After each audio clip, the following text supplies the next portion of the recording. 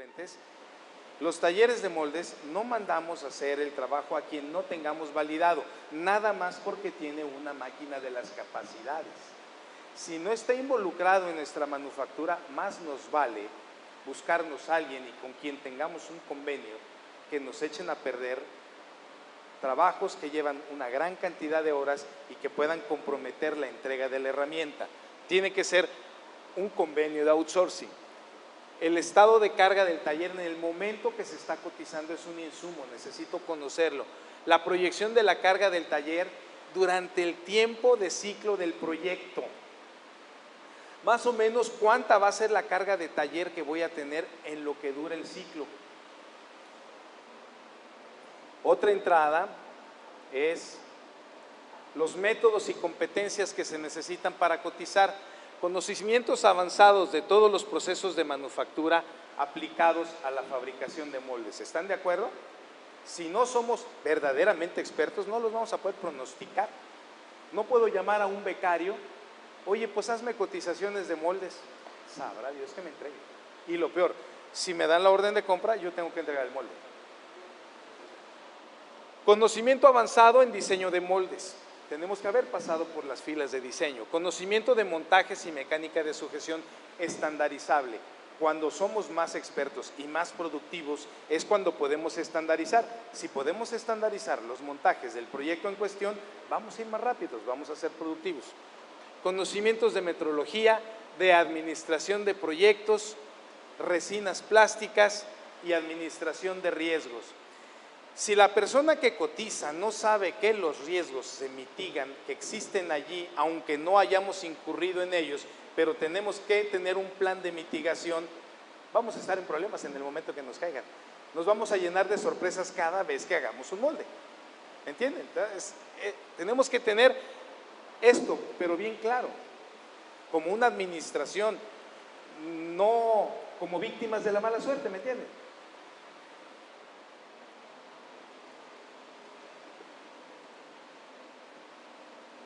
Bien, vámonos a mero abajo.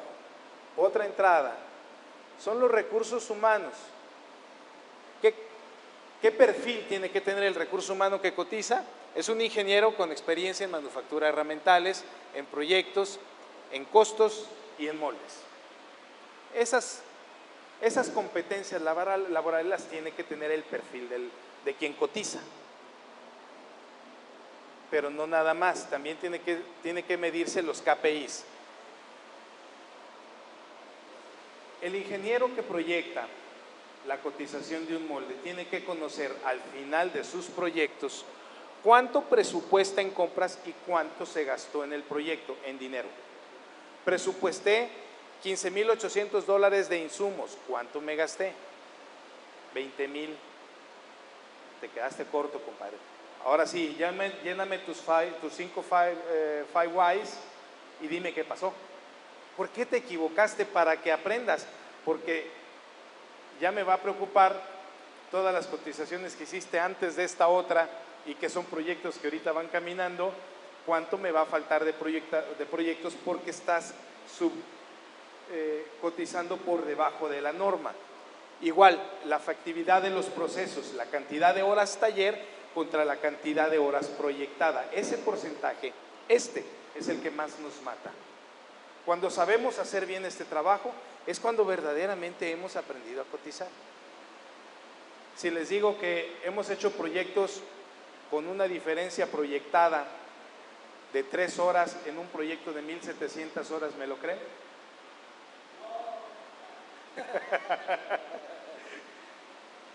Es poco común, pero sí lo hemos logrado. Así como la campana de Gauss nos dice que el 80% de las probabilidades de ser asertivo es 5% aquí y al 110% acá.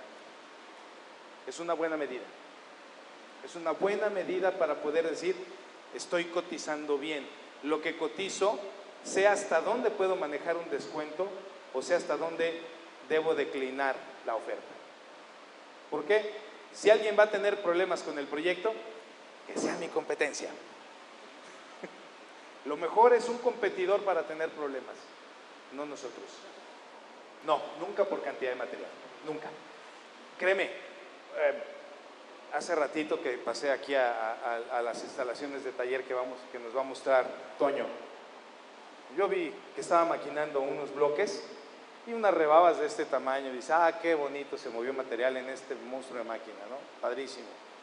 Si así fuera el trabajo, estaría todo dar. ¿Sabes cuáles son las más difíciles? Las últimas 3 centésimas que le tienes que quitar. ¿Y en qué ha acabado? Esas son las más difíciles, las más tardadas, las más riesgosas. Esas. El mover el material en lo de menos. No en moldes. Mira, exactamente viene aquí cómo sucede. Analizar la información del cliente, ese es el proceso que hacemos para encontrarla. Analizar la factibilidad del proyecto de molde con los recursos disponibles. Analizar los riesgos intrínsecos del proyecto en particular.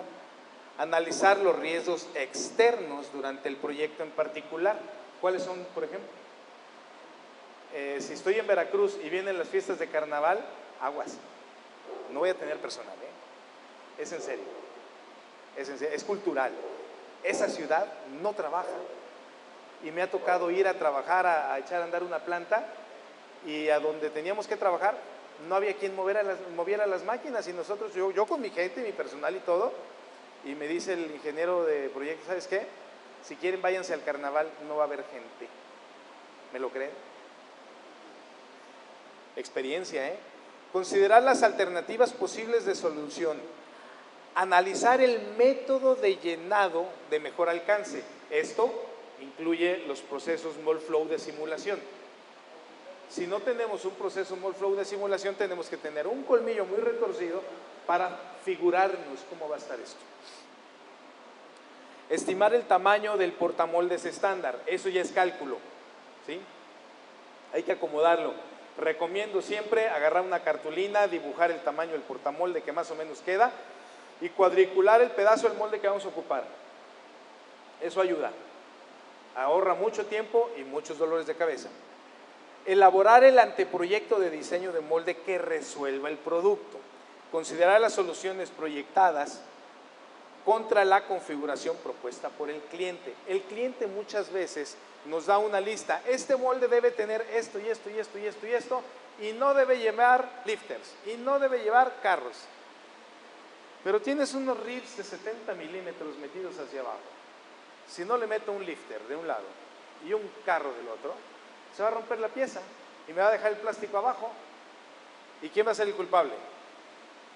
Nada más el moldista, nada más. Entonces, aunque mi cliente diga, no necesitas carros, la pieza sale natural para arriba, sí. Si estamos hablando de electrónica, sí, pero de plástico no. Se va a amarrar, la fricción se va a adherir a las paredes, es mucha fricción para el área de botado, no da. Más vale decirlo y que tu cliente diga, ah, no le entras. No, sorry. Es mejor que te diga que yo no puedo y que si alguien le entra no sea yo. Pero toma en cuenta mi consejo. Tengo experiencia, he demostrado que conozco el trabajo. Toma en cuenta lo que te digo para que no te vayas a equivocar tú y vayas a ir con el taller de enfrente que te diga, ah, esta se va fácil, ¿no? Un par de botadores aquí, otro para allá, y si nos falta le ponemos otros 2. Y que salga la pieza hecha buñuelo cuando sale, si es que no se rompe. Una vez que existió la definición anterior, ahora sí, definir la configuración de la solución, determinar el tamaño de molde en un tamaño estandarizado, determinar la configuración del llenado, determinar los mecanismos de expulsión, partir el proyecto en partes que permitan la administración de la cotización y la manufactura. Preparar una definición de manufactura por proceso en cada etapa en que se haya partido este proyecto. Asignar materiales e insumos a cada etapa. Estimar un proyectado de tiempos de manufactura para cada una de las etapas de partición del proyecto. Revisar las proporciones de los costos estimados. Hay reglas que con el tiempo se van dando. ¿Qué proporción de insumos estoy ocupando en esta característica de molde, en esta configuración, contra otros moldes similares en que me gasté más o menos entre el precio de venta y los insumos cotizados? Yo proyectaba un 21%, estoy poniéndole un 28%. O estoy mal en horas o de veras ocupo muchos insumos directos. Algo me invita a regresarme y volverlo a pensar. No quiere decir que tenga que tener una regla, pero quiere decir que una de mis tendencias de cotización se desequilibró y una tendencia que ya me había salido bien. Algo me obliga a regresarme un factor, un costo, y ahí ves que digo, caray, le estoy poniendo 2 placas de botado al portamoldes, se la quito, la pongo, lo reconfiguro y me vuelve a dar las proporciones más o menos dentro de lo que me sé manejar. Esto es importante, ¿eh? Cuando se toma experiencia en esto es un foco rojo muy bueno. Remarcar las diferencias entre la solicitud proyectada y la solicitud del cliente para asegurar que las pueda considerar desde la perspectiva de solución. Es lo que les acabo de comentar de cuando un cliente dice, mi molde no necesita ni slides ni lifters. Y yo le digo, sí los necesitan. Y más vale que te lo diga y te lo diga con letras rojas, azules, con remarcados amarillos, lo que sea. Pues es que invitarte a que lo leas, a que te lo estoy configurando así. Sí, muy buena pregunta. Eso es desde la configuración en la que tú le dices a tu moldista, a tu fabricante de herramientales, ¿cuál es la vida natural de tu proyecto? ¿Sí? Si tú le dices que es un molde que esperas obtener 800,000 piezas en toda la vida del proyecto, son 800,000 piezas buenas, antes de que empiece un deterioro progresivo. Hay moldes que te los garantizaron para 800,000 y llevan 2 millones, pero ya lleva 2, 3 soldaditas por ahí arregladas y el molde sigue de pie. Eso es lo normal. Pero hay un estándar de la SPI que determina materiales y características propias para el molde. No conozco para troqueles, el caso de troqueles no me ha tocado configurar clasificaciones, pero en moldes es lo mío. La SPI 101 es el molde de mayor valor agregado, con mecanismos templados, etc. La SPI 102 ocupa todos los mecanismos en deslizantes templados y las cavidades en acero P20 con dureza baja. El SPI 103 es el que dura para 800,000 golpes y también puede llevar mecanismos sin templar. Y cuando lleve alta fricción, se prevé alta fricción, se puede nitrurar y ya sería 102. ¿Sí? Y de ahí el 104 ya es un molde que no se recomienda más que para 100,000 piezas de vida útil total del proyecto. Es en aceros verdes. Y de ahí 104 y 105 hasta llegar a los de aluminio 106 para producir 10, 12 piezas. El molde que nos comentaba Toño, que cuesta algunos millones de dólares, que hace tapitas, es un molde que dura 20 años. 20. Y lo trabajas 24/7 y lo paras una vez al mes para limpiarlo, engrasarlo, y las piezas de recambio te lo venden con un set, con un kit de refacciones, que si una pieza se despostilló, la quitas y pones otras, build to print, completamente refaccionables, pero te cuesta más de $1 millón el día. ¿Sí? Y es para 20 años de producción. ¿Cuántos cientos de millones de tapas hizo? Ni idea, pero están con esa configuración, por eso son casos. ¿Okay? Bien, regresando a esta conceptualización, ¿quiénes son los proveedores del proceso de cotización? Primeramente, pues se necesita como proveedor archivos, información. No esperen una buena cotización si no nos dan el 3D. Esperen una buena estimación, hasta ahí. Pero así como ustedes dicen, es una estimación, así se los escribimos. ¿Qué te estoy cotizando? Algo parecido a, pero pues a la hora de hacer negocio, el parecido con el hijo de la señora, exactamente el que corresponde, ya tiene nombre y apellido, ya es diferente. O sea, y las estimaciones, pues bueno, estamos hablando de que estamos pidiendo bajo riesgo y estamos recibiendo bajo riesgo. Un proceso de doble riesgo, elevado, un riesgo elevado. Archivos en PDF 2D con las especificaciones, la configuración del molde y, como les comentaba, SPI 103, 101, etcétera. Configuración de la máquina donde trabajará también es importante. ¿Qué tamaño de máquina? Si me dicen que un molde que lleva un montón de lifters va a trabajar en una máquina de 400 toneladas porque eso da su proyección, pero resulta que los puros lifters necesitan otras tantas, yo sí les puedo decir, no cabe el molde en esa prensa. ¿Por qué? Necesita material.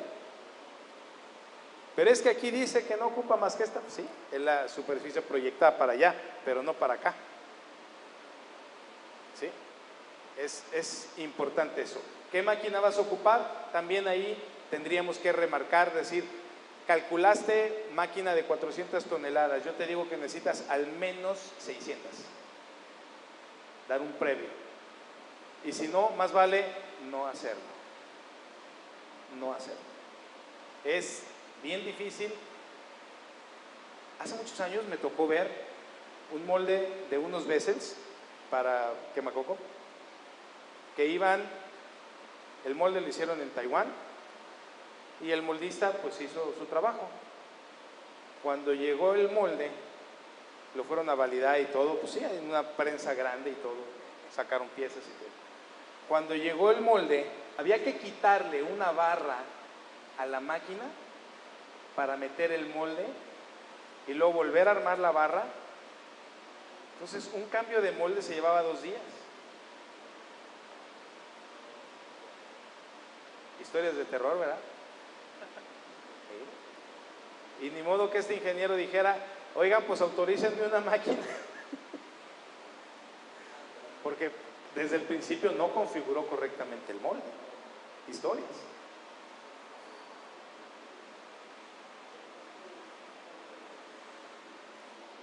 Requerimientos de las característicos del proyecto.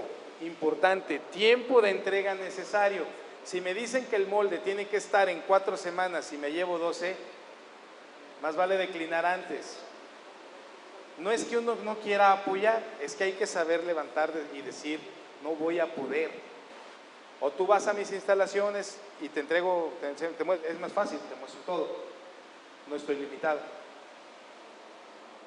Procesos de cambio al diseño, de diseño al producto. Hay que entender cuando mi cliente requiere un cambio y apenas estoy fabricando el molde, cuál es el protocolo que se ocupa para decir cómo se mueve el tiempo, cómo se mueven los costos y cómo va a quedar el nuevo diseño, quién lo valida ahora. A lo mejor ya no es la misma persona que validó el producto A revisión 1 al que se convierte el producto A revisión 7. Y el procedimiento de entrega de archivos es importante. Nosotros tenemos un procedimiento normal de entrega de archivos. Ya terminó el ciclo del molde, ya terminó todo el tema de que lo validaste, estás contento, lo aceptaste, ya me lo pagaste. En ese momento, aquí están tus archivos completamente validados. Corresponden al molde.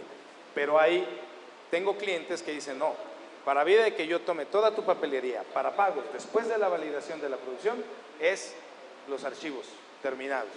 Hay clientes que así lo dicen. Hay que saber. Es parte de.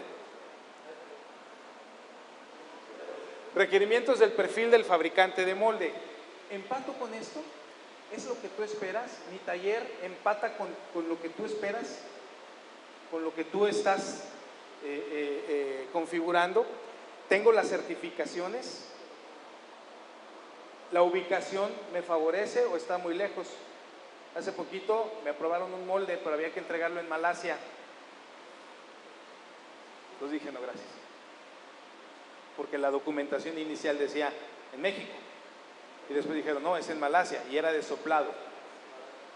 Pues, sorry, no gracias. Decline. No lo tomo. Garantías específicas y garantías trasladadas de proveedores a sistemas aplicados. Es decir, una colada caliente, pues te entregó las garantías de Hasco, de Inco, de Ballmasters, cualquiera que sea. Te las entrego tal cual, te las traslado. ¿Sí? Esto hay que saberlo de antemano. Hay quienes dicen, no, para mí tú eres la garantía. Bueno, sí, pero yo le voy a tener que llamar a aquel. ¿Sí?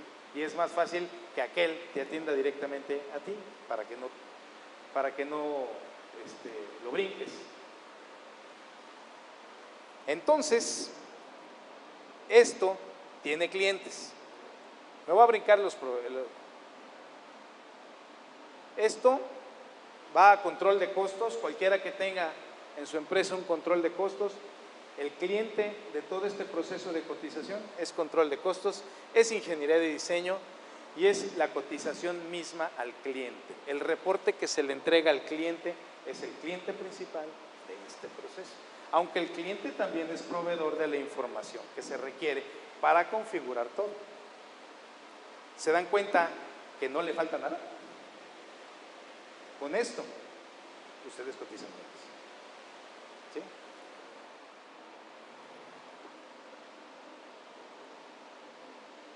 ¿Ok?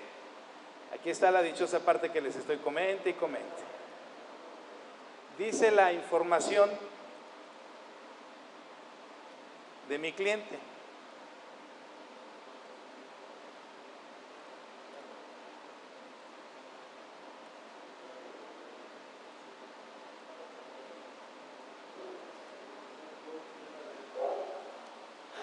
Que no ocupa lifters ni slides. Y que expulse esto, ¿quién? Esa entalladura queda dentro del molde. ¿Quién lo va a expulsar? Es un lifter. ¿Y de qué tamaño, Y dice expresamente, no lifters, no slides. Pues lleva lifters y lleva slides. Claro, en mi cotización lo lleva en letras negritas y azules. ¿Para qué? Porque tengo que estar en comunicación con mi cliente. El proyectista, pues igual, cuando el diseñador le dijo, no, es un molde muy sencillo, mira, todo sale por aquí y todo sale por aquí. No lleva mayor problema. Más que es de airbag. Es un bezel de airbag. Ustedes dirán si lleva o no problemas. Vaya que lleva características. Entonces, se tiene que configurar todo, se le tiene que decir al cliente de dónde a dónde lleva todo. Un riesgo adicional, por ejemplo, en este molde que hubiera que considerar es que lleva textura en esta zona.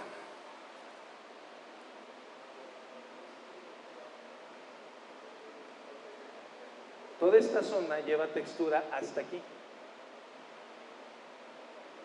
¿Sí? De aquí para acá y justamente aquí lleva textura, un código de Nissan. Esa textura en este producto es particularmente difícil.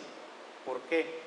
Debe llevar un tratamiento mate, porque si no va a haber partes brillantes y partes opacas.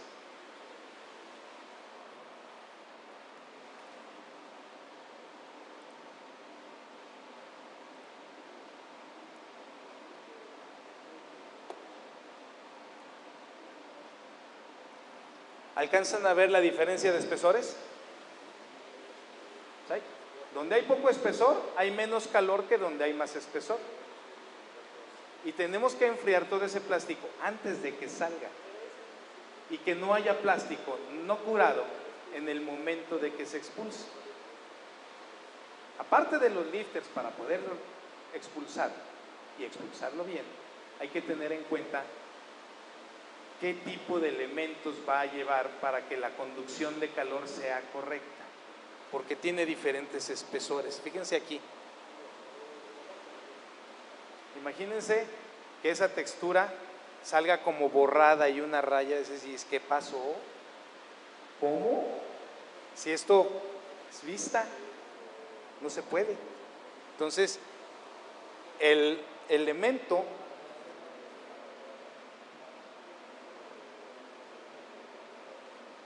aquí necesito poner una ayuda de expulsión. Aquí. Esa ayuda de expulsión tiene que ser en cobre berilio. ¿Para qué? Para que tenga más capacidad de arrancar calor en esta zona gruesa que en esta zona delgada y no parezca una cebra en la textura. Entonces ya no fue una pieza fácil, una pieza que tiene una serie de retos que estar previniendo, resolviendo y demás.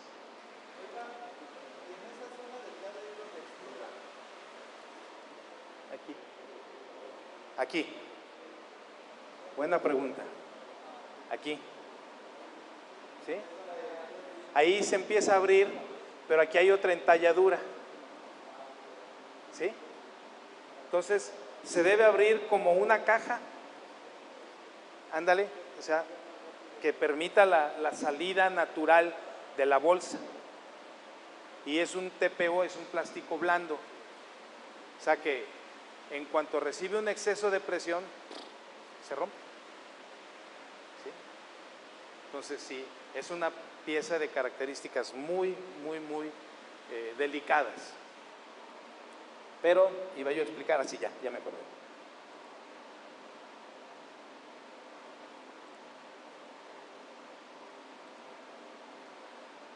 Bien, aquí está cómo se particiona. Aquí está el listado de materiales.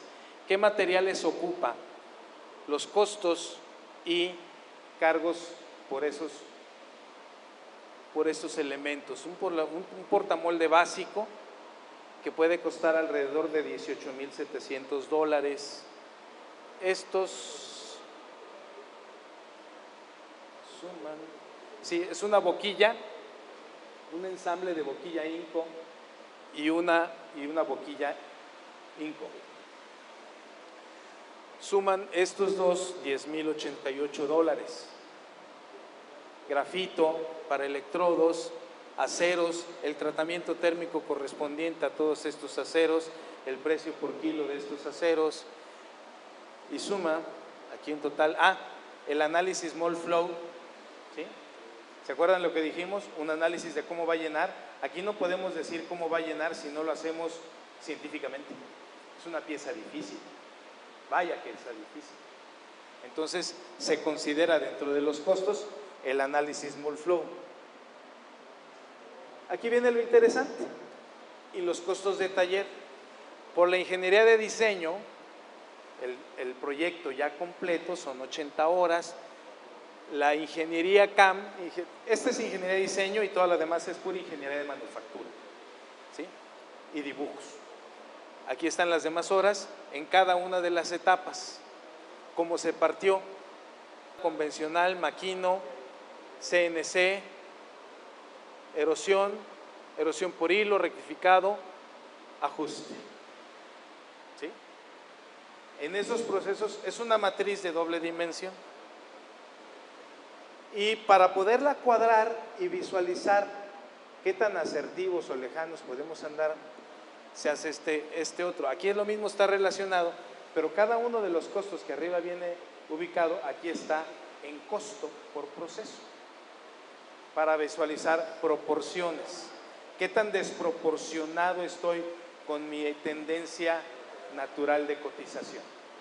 Aquí lo voy empatando para no equivocarme mucho, para reducir y mitigar mi riesgo de cotización.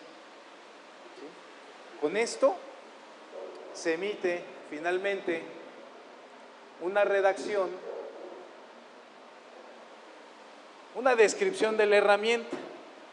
¿Qué clasificación es? ¿Cuántas cavidades? El sistema de llenado, el número de la pieza, el material de la pieza, el material del molde, la dureza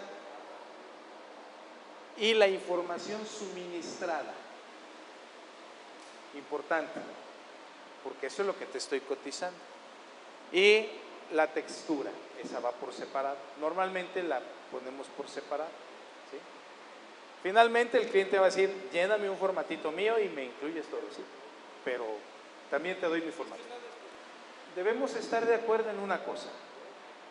El moldista te va a responder a esos requerimientos en base a un costo y a un tiempo de entrega. Fíjate, en la A00, en el dibujo, no viene la textura. Y dime si es un costo importante. No viene, pero ya en la comunicación con el cliente sí viene y dice qué número, ¿sí? Y ahí dice, espérame, hay que considerarla. Entonces la consideras, pero mientras esto no te mueva los costos, no pasa nada. Y por ejemplo, de acuerdo a su configuración que enseñó hace rato, ese tipo de moldes, ¿en qué clasificación entra? 103. No, pero de la configuración que hizo. ¿En intermedia? Ajá, de la A, B, C y D. A. Este tipo de herramienta. Ese es A para mí. ¿A es A para usted? A. Ah, Y en el mero centro. en el mero centro. Sí, de hecho es una cotización que hice antier. Esta. Ya es un precio que yo ya emití. Es caso real. Este ya es un caso real. ¿Sí? Es un caso real. Y la configuración del molde tengo casos bien definidos, bien claros, o sea, ya no queda en riesgo para nosotros, queda en el perfecto caso de aplicación. ¿Sí? Ya se acabaron mis 40 minutos. Les agradezco su tiempo. De verdad ha sido para mí una experiencia muy enriquecedora platicar con ustedes, compartir esto y pues esperamos vernos con mucha frecuencia, desarrollarnos como proveedores y que dentro de la asociación en México encuentren la búsqueda de proveedores que ocupa